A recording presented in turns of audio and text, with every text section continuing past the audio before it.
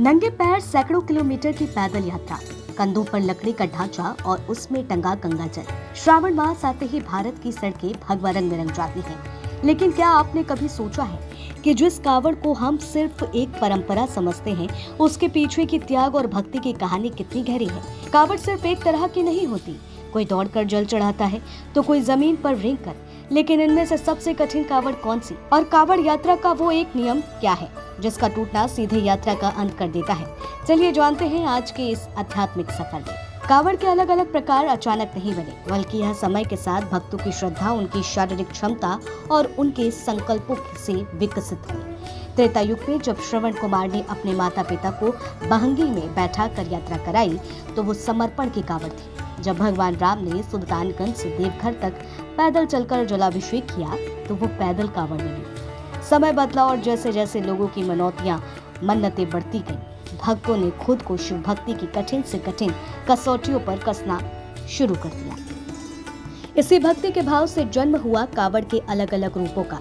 मुख्य रूप से कावड़ 4 प्रकार की होती है। सामान्य कावड़ यह सबसे प्रचलित है। इसमें भक्त रास्ते में बने शिविरों में आराम करते हैं, खाते पीते हैं और रुक रुक कर आराम से अपनी यात्रा पूरी करते हैं।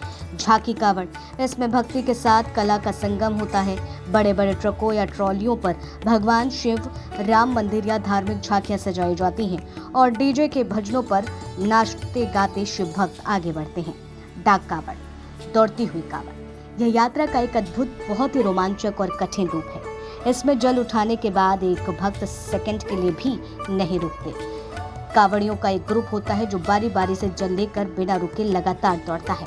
हरिद्वार से अपने शिवालय तक 24 से 36 घंटे के दौड़ते हुए जल अर्पित करते हैं। झाड़ू कावड़ या फिर खड़ी कावड़। लेकिन अगर बात करें सबसे कठिन कावड़ की तो वो है डांडी कावड़। इसे दंडवत कावड़ भी कहा जाता है। इसमें भक्त कदम दर कदम चलकर नहीं, बल्कि जमीन पर लेटकर प्रणाम करते हैं। जहां उनके हाथ पहुंचते हैं वहां निशान लगाते हैं, फिर उठकर वहीं से दोबारा लेटकर आगे बढ़ते हैं। जो सफर पैदल 3-4 दिन में पूरा होता है, डांडी कावड़ से उसे पूरा करने में 20 से 30 दिन लग जाते हैं। कड़कड़ाती धूप, तपती सड़कें और छिले हुए घुटने, फिर भी उनके मुंह में सिर्फ एक ही शब्द निकलता है, हर हर महादेव।